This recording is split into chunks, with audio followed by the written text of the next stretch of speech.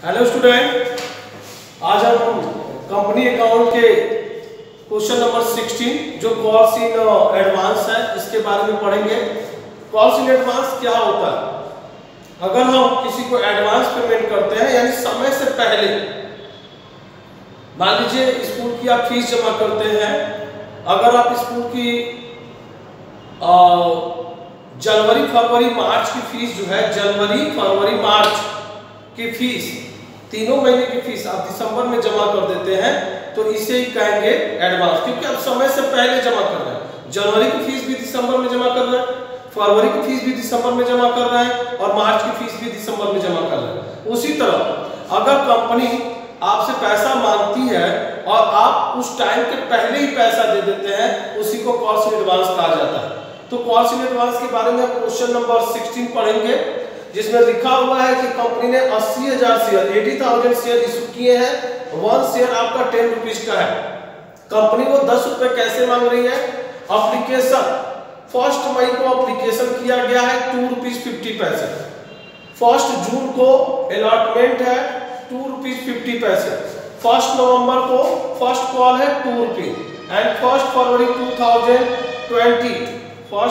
2020 को आपका second call and final call है 3 रुपीज।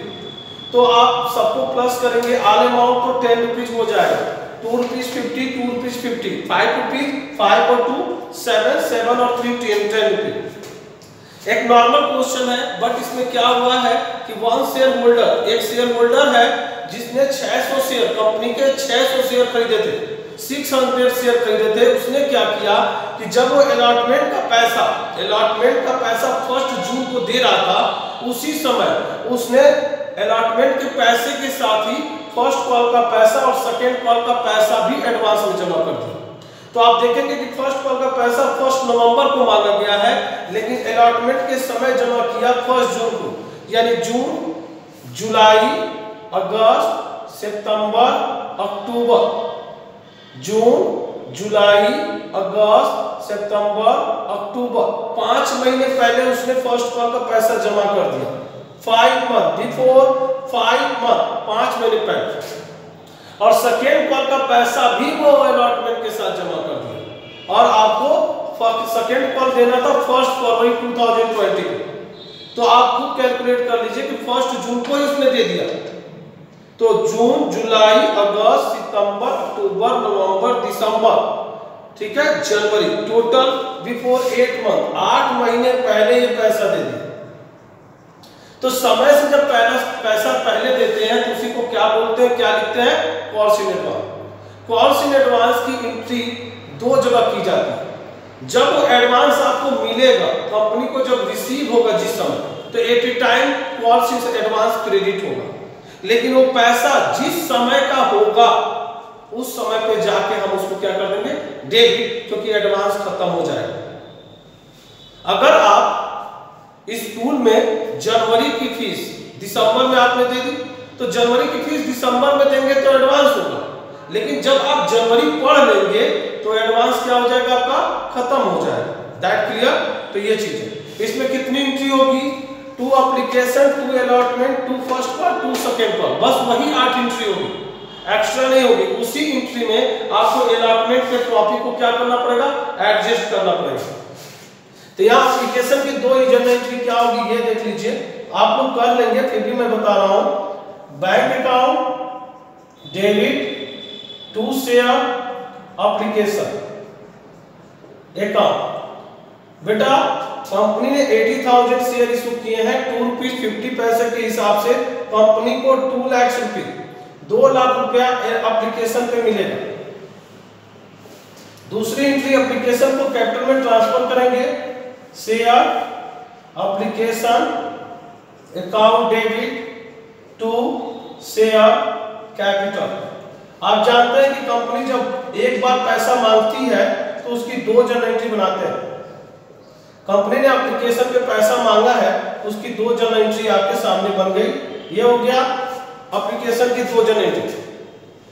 अब हम अलॉटमेंट की 2 जनरल एंट्री बनाएंगे। अलॉटमेंट की देख लीजिए, entry number 3, share allotment account debit to share capital, same amount application पे भी 2 रुपीज 50 पैसे थे, यहाँ भी 2 रुपीज 50 पैसे है, तो 2 लाख रुपए कंपनी को मिलेगा।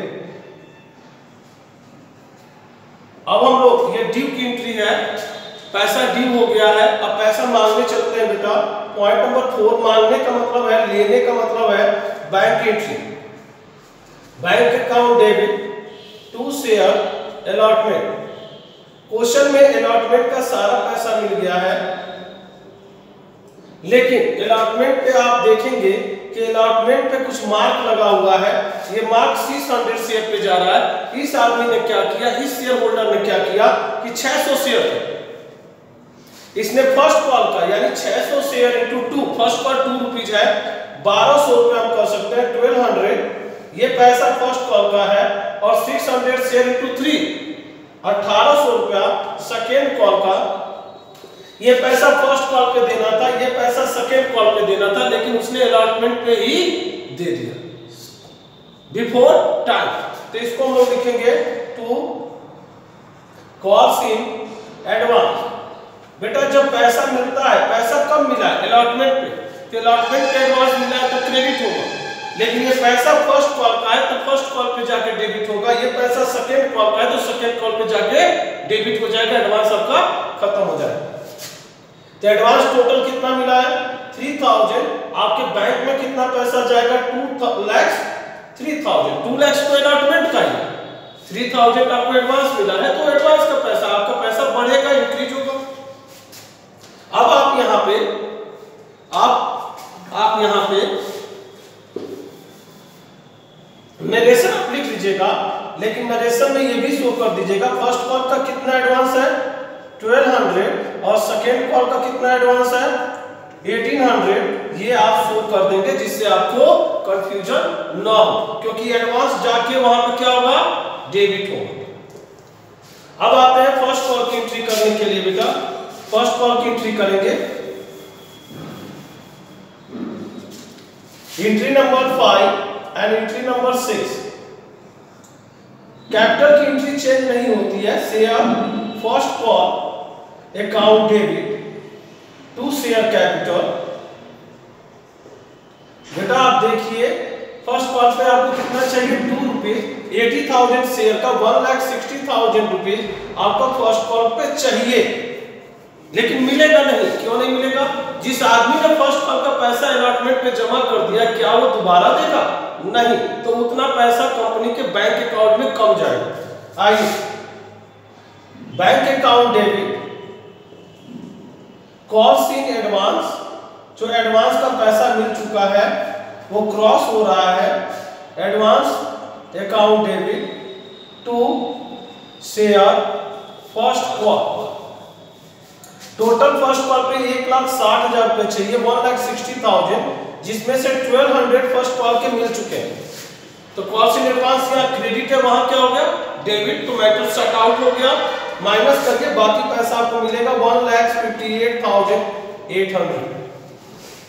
इसी तरह जैसे फर्स्ट कॉल की हुई है, same to same second call की होगी। सेकेंड कॉल की ड्यू करेंगे, जब हम पेमेंट की बात करेंगे तो हम कॉल्स इन एडवांस में 1800 लिख लेंगे, और सेम टू सेम टॉपिक आप कैलकुलेट करेंगे। ठीक है, ओके, प्रैक्टिस करेंगे। अगर कोई प्रॉब्लम आएगी तो आप हमें कॉल करेंगे। गुड डे, गुड बाय, नमस्ते।